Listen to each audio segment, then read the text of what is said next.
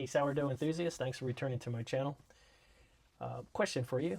Have you ever pulled your sourdough bread out of the oven or the bread maker and noticed that it didn't rise as much as you'd like?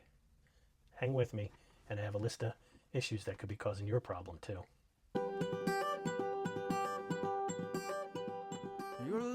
Okay, so I did some research because, when you bake sourdough bread long enough, you're going to have some loaves that rise better than other. So I did have about a dozen reasons why we could have some issues. So if you don't mind, I'm just going to read from some of these and we'll talk about a little of them. And I'll kind of give you ones that are fringe line and then ones that maybe for me, for my experiences, which could be some of the issue. For me, altitude isn't much because I don't live out in Colorado, but altitude can affect the rise of a loaf. So that is something you'll have to consider. If you bake your sourdough in an oven, oven temperature can be an issue. Cold ovens or steam or stuff like that can affect the rise of the sourdough. Shaping issues. If the tension, the surface tension of the sourdough breaks down, it is not going to rise. Overproofing was another thing that I ran into. If the dough collapses on itself, it may have been left to proof too long, because I did that early on, baking a loaf of bread. Not that I forgot about it, but I figured we'll come back in a few hours. Well, it was actually like 6 hours more longer, and the sourdough lost its structure. On the contrary, if there's a short bulk fermentation, that's also can be an issue if you don't let your sourdough rise. Because there is no yeast, you must have a bulk rise in order for you to get the spongy texture in the sourdough. If you don't let that bulk rise to at least double, you're going to have an issue. So, be patient with that. Too much salt or sugar can slow the fermentation process. So be very cognizant of the amounts of each ingredient, because it's very important with sourdough that you have the correct amount of each ingredient, because that leads into this next one, which is hydration, incorrect hydration. If it's too dry or too wet, that will affect the expanding of the bread. So again, leads back to making sure you adhere to your recipe.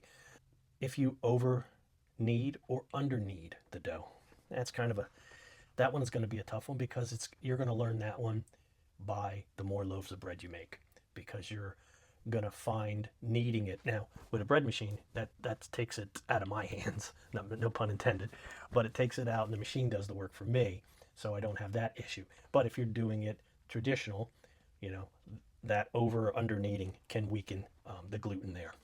Temperature, I guess, cold or old ingredients like cold water or old flour that's been around. Now, the last three could be some of what I have run into. Environment, temperature. Sourdough, especially when you're letting it sit out overnight and you're going to cook it in the morning or mix it in the morning to bake the bread, sourdough likes to be like 75, 80 degrees. So if the house, like for me right now, I'm going through wintertime, so our house is much cooler than that. So I've been having some issue with my loaves rising, and I took some pictures that you'll see of one loaf all of a sudden is good, the next loaf's not. So some of that could be my temperature. So again, certain areas, if it's too hot, it's going to rise quicker. Like for instance, when you put your starter out the night before, if it's too hot, it's going to rise faster than that 12 hours. And what's going to happen is when you go to use it, it's going to be past its peak time and it's going to start to drop. So, sourdough, like we talked in my other videos, is all about a timing thing. Other thing, which I just learned more about, is the flour itself.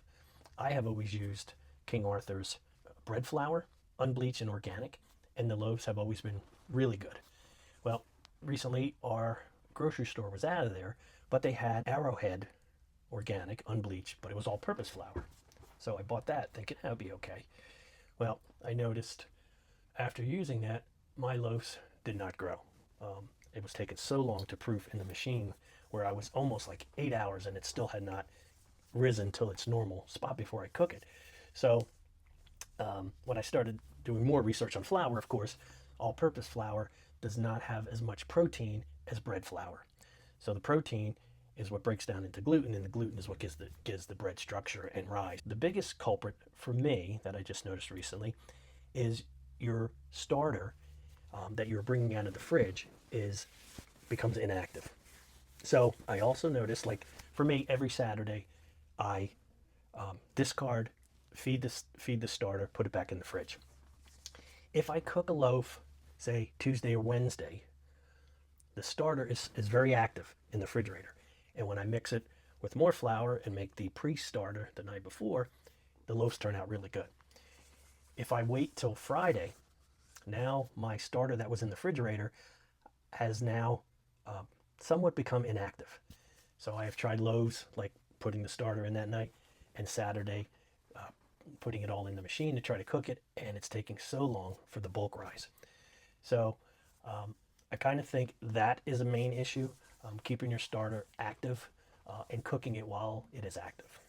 Well, hopefully those tips have been helpful to you, and maybe one of them is your problem. So leave me some comments if you have other ideas that what could be causing the sourdough issue not rising completely. But like I said, hopefully this is one you can get it corrected, and you too can have great sourdough bread. Thanks for watching, and God bless. Your love is like radiant diamonds bursting inside us. We cannot